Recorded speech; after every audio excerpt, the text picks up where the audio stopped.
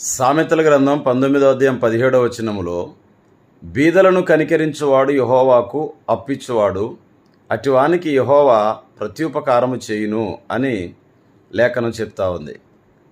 దేవునికి అప్పు ఇవ్వడం అంటే ఆలోచించాలి మనం.